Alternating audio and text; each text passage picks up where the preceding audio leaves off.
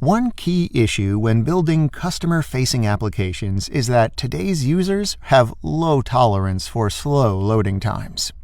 The latency issue becomes even more critical when business customers want to use Gen AI to boost personal productivity or build products based on an AI model.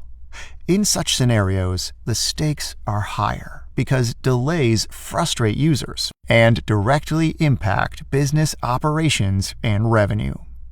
Regarding latency, the biggest challenge of LLMs today is that the models use an autoregressive architecture, where each word generated depends on the words that came before it. This sequential nature limits the speed at which outputs can be produced, because each step must wait for the previous one to be completed. If an LLM sequentially generates each word in the sentence, "My favorite sport is basketball," at 0.2 seconds per word, it would take 1 second to complete the sentence. To solve this issue, AI developers are exploring different architecture types and parallel computing.